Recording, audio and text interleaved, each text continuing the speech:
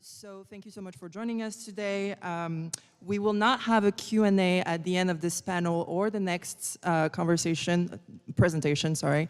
But if you have any questions for our panelists, please feel free to stay for the reception at 7 p.m. in the atrium right outside of the gallery.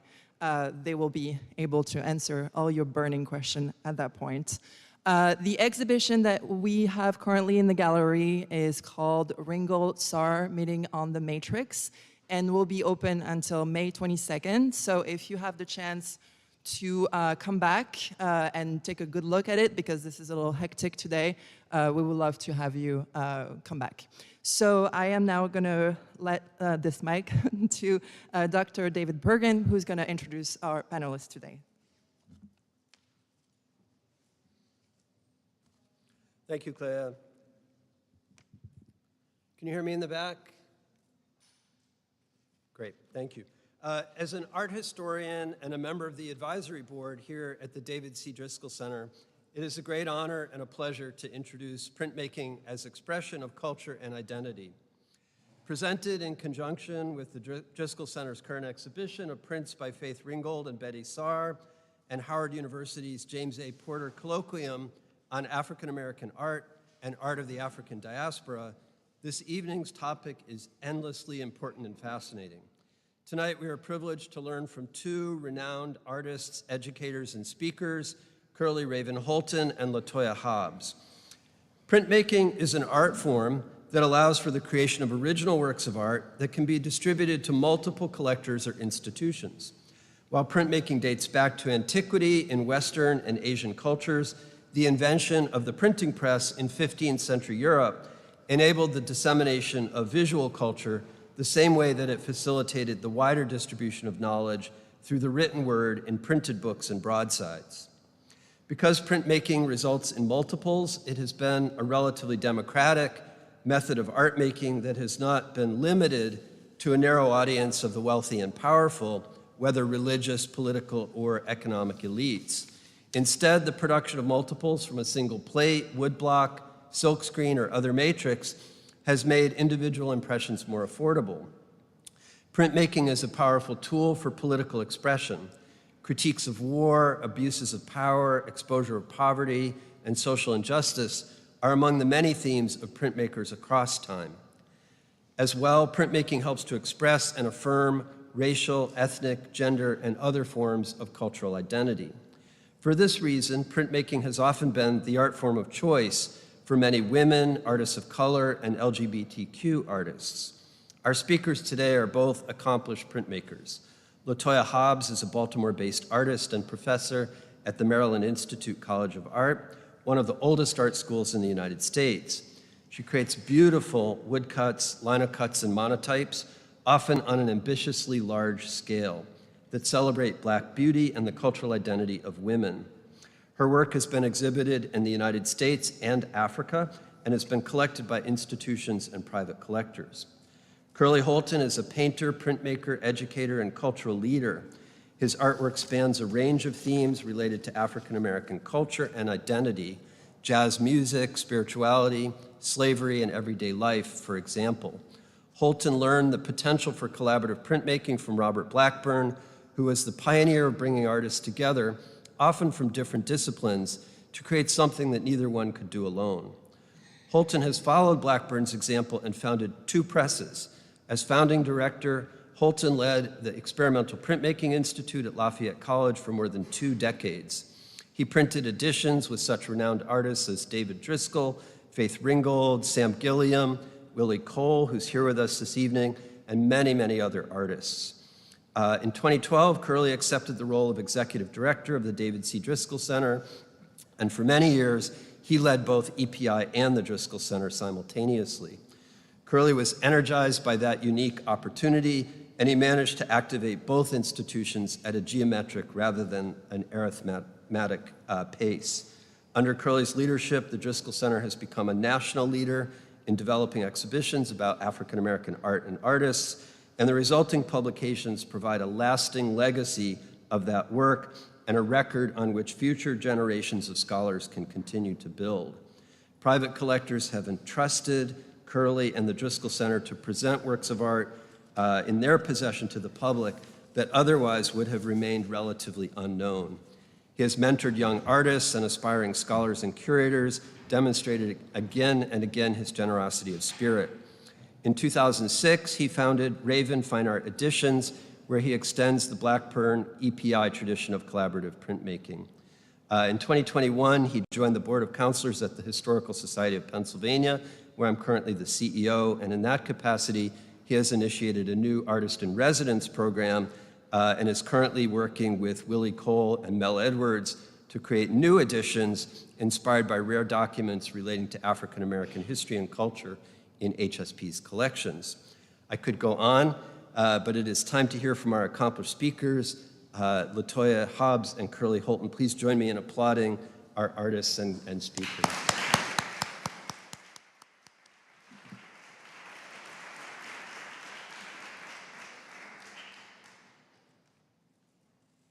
Me? Is that okay? Great. Perfect. Well, it's a pleasure to be here with you, and thanks to Dr. Brigham for the introduction.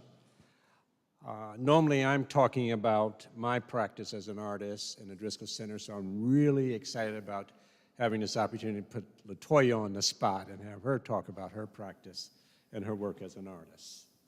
I've known LaToya for some years and have always had high regard for her artistic practice. She was part of an international exhibition I organized at the American Consulate in San Jose, Costa Rica. She traveled there as well, along with other participating artists. Her work is large as life itself. She has distinguished herself both nationally and internationally with awards and museum exhibitions. An example of her exceptional work is displayed here with the work titled Kelly R. 2012 that the Driskell Center and the University of Maryland Art Gallery acquired recently together for our permanent collection. Today, I would like to bring the conversation a bit closer to home regarding her artistic motivation and strategies of her practice. All too often, we ask artists to talk about when they decide to become an artist, how long it takes to make a work of art, some of their motivations, but I think there's underpinnings that have driven artists to practice. And I think those issues should be investigated. And they're not often investigated, so we're going to try to do some of that today. I got a call from LaToya in preparation, and I told her I wouldn't tell her any of my questions, that I was going to put her on the spot and get right to it. So I'm going to start by asking her to just talk about the piece Kelly R. here as a subject, and why you selected her as your vehicle of creative expression in this particular piece. Hi, first of all, thank you everyone for being here this afternoon.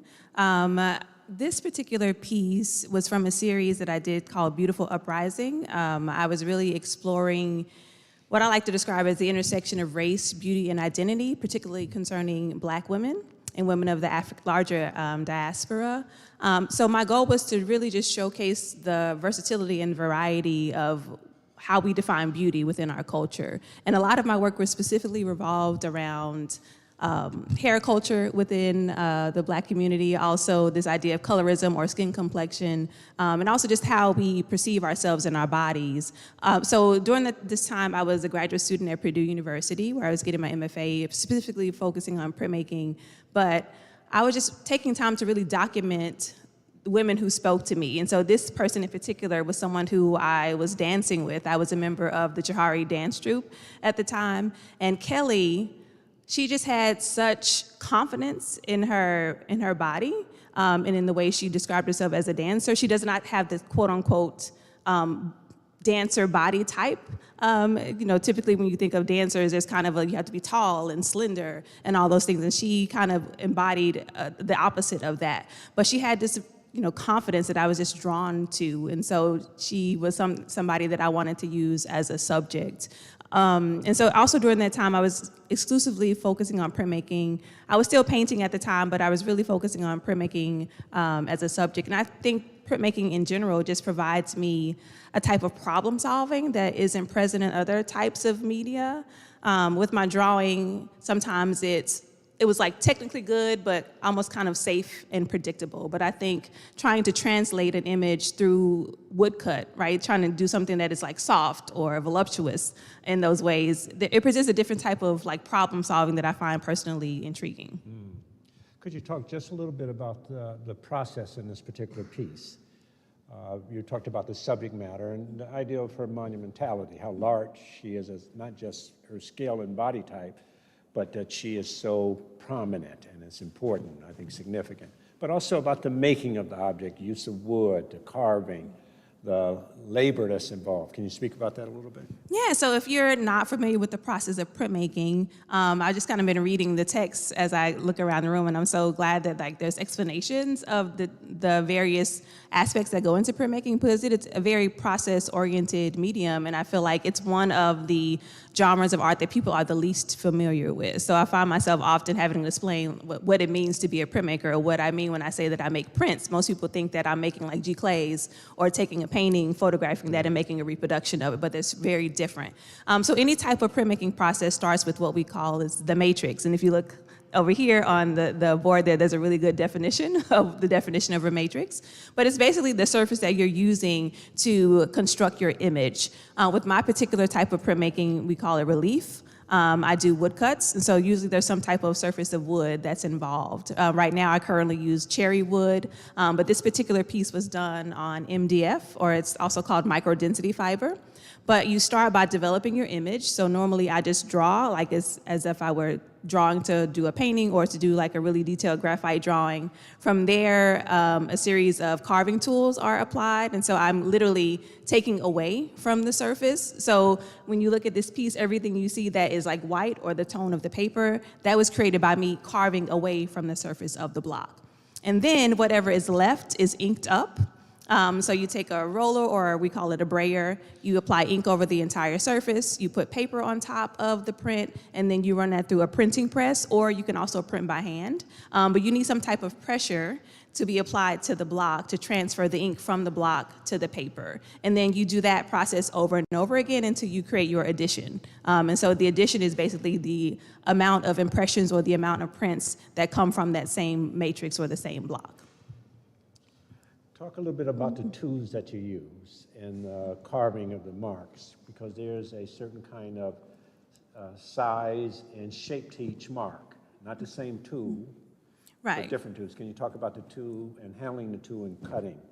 Yeah, so typically, I guess the term for the types of tool are gouges, and so they come in various sizes or various widths. So sometimes they can be as small as like half of a millimeter to like 3 millimeters and so on. And so I like to have a variety of types of mark, and so that is related to like the variety of tools that I have. So if you look at this piece, there are some lines that are very, very delicate, so I'm using a smaller tool that has like a smaller edge to it, and then some of the lines are wider. And so I do that to control the value, I guess, how light or how dark you see something is in the image. So where I want the surface to appear darker, or there's like more of a shadow happening on the figure, I would use a smaller tool. Or just leave it, just black or activate it as just the surface of the block. And then where there may be more light coming into the figure, you use a wider tool, or you carve away more from that section to create this sense of volume and form. So that's kind of a nutshell in terms of the tools. So if they can imagine having that large sheet of wood, an image transferred onto that sheet of wood in reverse, correct? Actually, I don't reverse my images. It reverses when it prints. Yeah, when it prints. That's another element of surprise. Reverse. Some artists will reverse it prior to the drawing, but LaToya is saying that she cuts it as it is and it reverses when she prints, correct? Can you talk about making mistakes and overcuts or miscuts? Can you talk about that a little bit?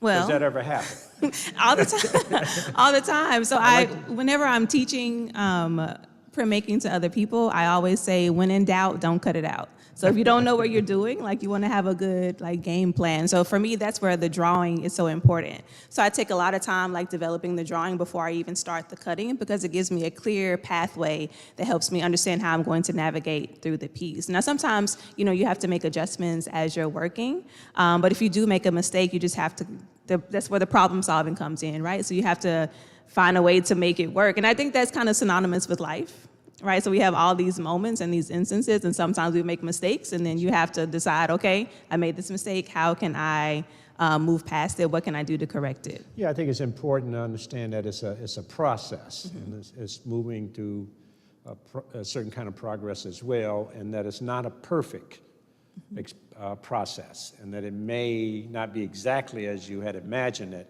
but you can always affect it so that it is a successful print. Is that correct? And the motives for printing this scale versus smaller scales, and I imagine you're doing all the lifting, right, and all the printing, right?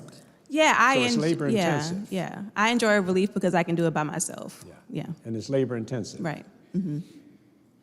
Yeah, so the scale, I'm just really drawn to doing large work. And I think that's kind of been present throughout all stages of my development as an artist, from like undergrad to graduate school.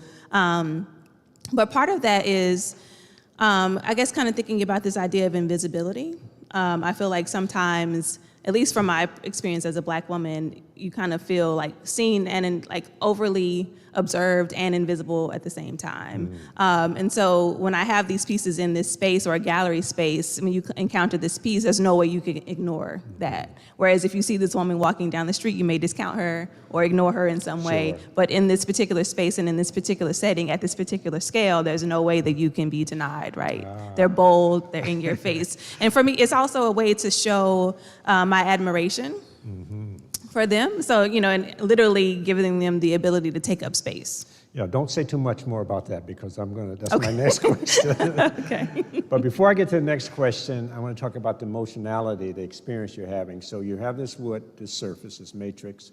You charge it up with ink. You have your virgin sheet of paper ready to go. And it's moving through the press. What happens when it comes out the other end? You're emotional because it's labor intensive at the front end. But as it is coming out and exiting the press, and you begin to pull that sheet of paper off, can you talk about that emotional experience? You say a prayer that you... You say a prayer. Yeah, there's always this like anticipation. So almost like, I don't know, for me, it's kind of like I'm holding my breath. And as I am lifting it up, because you only see part of the image come off the piece at a time, especially, I guess, because my work is so large, it's being unveiled to me as it kind of goes through the press and as I'm lifting things off. And so, like as I mentioned before, the paper is large. So I kind of have this whole, I guess, ballet, I would say, of how I'm working in the studio. It's very, like a very orchestrated process. And so I have this, it really flows well each step because I do the process over and over again. So I'm able to, as it goes through the press, I'm able to lift it up by the corners. Then I can sort of gracefully and carefully transfer it to the board and pin it up so then I can like observe it and, decide if it's a good print or if I think it's, I need to pull another or. Well, it's clear that you're extremely gifted at this process and you've mastered it. Briefly, before I go to my next question, can you talk about some of the problems that can occur in that process? For example, lap marks from a roller, or the pressure of the press, or the shifting of the blankets, those things that help you create this impression on the matrix. Can you talk about kinds of problems that have happened and that you have to be mindful of? Yeah, and I think that kind of goes back to what I mentioned earlier about it's kind of a problem solving. And just with the nature of printmaking, there's so many steps involved. There's steps that are involved in just preparing your block. There's steps involved in tearing the paper. There's steps involved in like setting up your press. So there's so many variables. And so you really just have to keep a good record of everything you do. So like, for example, a common problem that could happen is like under inking the block, right? So I personally like to have nice, rich, saturated color. So it's very important for me that I'm heavily inking the block, but at the same time not inking it so much that the lines start to bleed and close. Yeah, you can't read the surface of the wood, right. And so I kind of just I have a system. So I have understand how many passes I'm gonna do one way, then I turn it the other way. So I do all four sides and there has a certain number of times. So I kind of have a, to keep a count. And so once I'm doing the proofing, that's kind of where you're testing everything out until you get the right combination of everything. So when I have that good proof, I have to keep a memory of everything that I did to to get to that stage and then make sure that I do that same thing every time for each print, because you want them to be the same, right? That's kind of the whole thing of the edition. Well, the reason I'm drawing you out in that regard is that the audience often thinks that a print is just a reproduction, that it's mechanical, that it doesn't involve the hand or the heart or the mind in the level that it does. But these are original, authentic prints that are works of art. So this is why I wanted LaToya to give you more and more information about it. It's just not a reproduction. It is a fine work of art. Now, I want to broaden the conversation just a bit more. I believe art making, this is my statement, fundamentally represents a solution or an answer to the maker of the work of art. How has art making or printmaking been a solution for you? I would say I think of myself as a creative in general, not just in the visual arts, but I think every part of myself, whether that's like, I see my hair as a medium. In the kitchen, I see the food that I create as a medium. So taking, leftovers and then making a meal, that's wonderful. Like, I feel like creativity is a part of every aspect of my life. And so you're always in this constant state of problem solving. And that's something that I really try to push in the classroom, because I teach drawing. As I mentioned, I'm a professor at the Maryland Institute College of Art. And oftentimes I have to teach drawing to students who don't really see the purpose. Maybe they're photography students or they're film students. But the way I can connect with them is that, yeah, you may not, be doing drawing, but you can develop your problem-solving skills. And I think that's what creation is for me. But it's also an outlet, and it's a part of who I am. And I feel like we're all artists and all creators in some capacity, whether you're a baker, right? Your mediums are the flour, the sugar.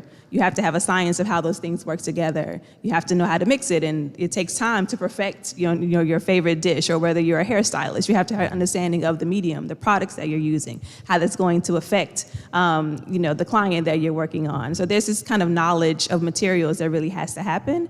And so that's kind of where the problem solving comes in. But I see that as a part of every part of myself, not just an artist. So I think you're saying, I glean from what you're saying, is that you are mastering a number of methods that have to do with creation, mastering them and controlling them and producing something that doesn't exist already. Right.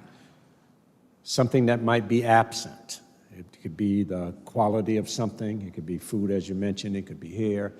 You seem to want to make something known that may not be so obvious to us. And even in your work, I mean, you've done super large pieces of the entire family. You're saying to the world, because you are speaking to an audience, you're not just making this for your own self and sliding it under the bed and no one's seeing it. You're having a relationship with that audience, and you want the audience to understand what? About you and about your practice. Yeah, I see the themes that I express in my work as specific and universal. I feel oftentimes people come into spaces and unfortunately they aren't able to see reflections of themselves. That was my experience as thinking about my experience in academia specifically. So going to art classes and art history classes and not ever being able to see reflections of myself. And so I feel like that's what I want my art to do. So thinking about the other artists who their first encounters allowed me to see a reflection of myself that made me want to continue to pursue art and explore things. So I kind of think about my first time being exposed to Elizabeth Catlett's work. Like, I was doing art and doing drawings, but seeing her work gave me an extra purpose, and it helped refine and define what I wanted to say with my practice, right? Because we all make in some way, and I always knew I wanted to draw, and I like to do those things, but seeing her work in other artists gave me a reason why. And so it's really to present the multifacetedness of what it means to be a Black woman, and also giving people an opportunity to see themselves within us. Because I think oftentimes, we're forced or encouraged or expected to see ourselves in other people. We're, kind of encouraged to assimilate to other things or to be able to relate to other things. But a lot of times people feel like when it has a label of Blackness on it, it's something that is not for them. But I feel like anybody could be able to look at my work and see a reflection of themselves in it. So in a way, it's some self-authority, isn't it? Self-assertion. I've often thought about David Driskell and his practice as an art historian and a curator, and I often thought that it was a strategy to assert value over African-American artists so that he would also be valued. If they're valued, I'm valuable. If you're showing images that are valuable, and collectible, then you are also valuable, aren't you? Yes. Yeah, I would say, yeah, definitely. And again, it's just to show the beauty that is there. And I used to kind of come from a place of trying to prove that, and I wouldn't say it's that anymore. It's I am these things, the people in my community embody these things, and I'm presenting these things to you, and hopefully you'll be able to see yourself in the work as well. And it's not apologetic for who you are. Right. It's a celebration of who you are. Mm-hmm. Let me ask you another question. Okay. I'll try to go deeper if I can, all right?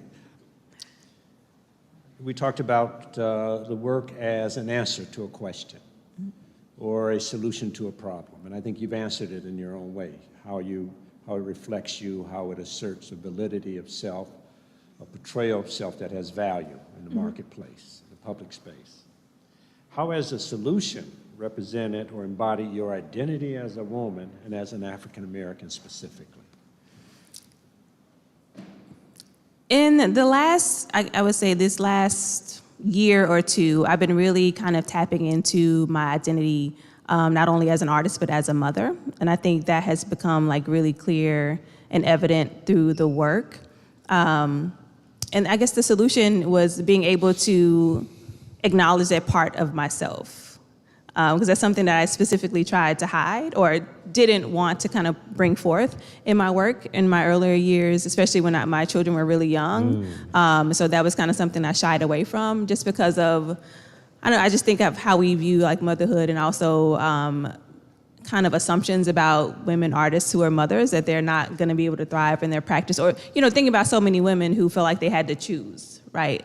I want to be an artist, but I have to choose my family because I can't do both. And so part of my goal is to show that it's possible. So I've been really open about sharing that part of myself, presenting all of myself through my work. So I think that's kind of where the idea of the solution comes in. And it's been really affirming for me to hear other people and see how they have been inspired by the work as well. And so I guess the piece in particular that I am talking about is carving out time. You mentioned like the really large work. So I basically did a woodcut that went through my entire day from start to finish. So showing myself as a mom and practicing artist. Just really to show that and give people a look at the interior. I think sometimes we, again, have perceptions about people, but, we all have the same goals and same visions, the same aspirations, but I think they sometimes come out as different aesthetically. They may look different, but at the core, they're the same. And so with that piece, I really wanted to put that aspect of myself on display. It was also kind of a celebration of the Black family, which a lot of times you don't see presented in gallery spaces and on this, grand celebratory scale. Yeah, when I first saw the piece you're talking about with your kids and family, I said, wow, this is intense, So let me ask you another question. You've been receiving quite a bit of recognition for your work lately, and my understanding you received an international award not too long ago. I was nominated for one. Nominated for one. Didn't you meet the Queen of... the Queen of Norway. Norway, yes, based on your work and achievements, right? So it's international in its implications. It's not, and you mentioned this earlier, it's not just your particular story, but your particular story has universal implications. And I think that can be the most important art, how it transcends your own story and becomes our story. Can you talk about that a little bit, your role as an artist in the community? Yeah, I think with all of our roles, and artists in particular, we're like a mirror to society, right? So we show, it's outward-facing and inward-facing at the same time. So the artist has a particular way of being able to talk about things that are happening in society. Sometimes we are able to present it in a comical way, in a critical way, but it becomes a lens that we are able to show ourselves to each other. And I think a lot of the things that have been thinking about myself, they're like outward facing. So there are things that people are able to connect to and relate to. And I think just thinking about the shifts and changes that are happening in the art world, particularly in museum spaces, they're really trying to think about how to diversify and how to bring in work that people want to see, not just who you would typically expect to be visiting a museum space. So it's bringing new ideas, new voices, and just different perspectives and showing different walks of life. And through we're their work. faced with a time where there's a lot of attention for works by artists of color, especially images that portray people of color. The market is very interested in it. There seems to be a consumption of that material. I have a friend who's an artist who's described it as very exotic and erotic, that the market is interested in this regard. How do you negotiate or navigate that territory of institutions that want your work based upon how it will be perceived by the public versus how you perceive yourself and your practice? I mean, does it at all limit you to be presented by an institution as a woman of color before you're presented as a woman that is an artist? That's a loaded question, Curlee. This is a good question. If it's causing you to pause for a moment, it's a good question. Well, I would say I don't separate those parts of myself. And I think because I see Blackness as something that is celebratory, I don't have a problem being called a Black African-American artist because that's what I am. You should not have to ignore that in order to accept my work. And I feel like that way about people from other cultures as well.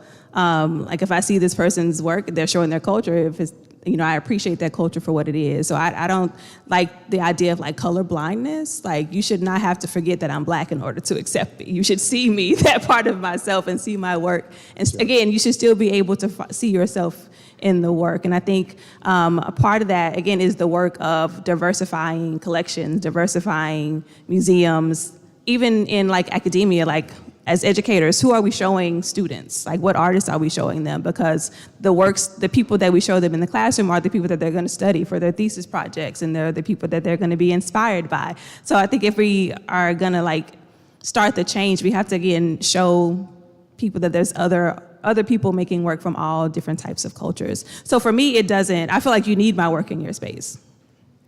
Need to hear that story. Yeah. To see that vision. Yeah, I think you need my work in your spaces because there are people who are longing to see those types of images. So I don't see it as a derogatory thing either way. I feel like my Blackness, that's who I am, and I can celebrate it and appreciate it, and you should too.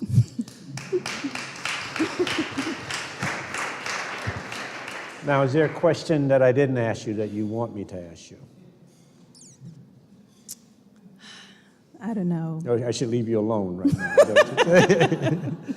I'd like maybe one or two questions from the audience. We're not supposed to do Q&A, but I know some of you really want to ask LaToya some questions, and you'll be able to come up and talk to her right after. But there's a question you have?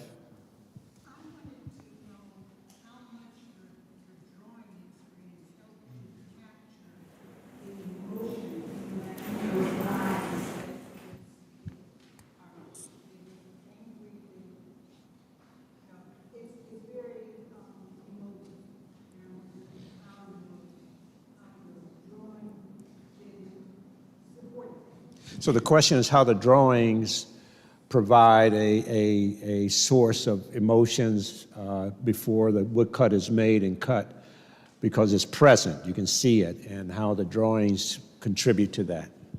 I would say drawing is the foundation of everything that I do. And so really strengthening my drawing practice helps me in every aspect.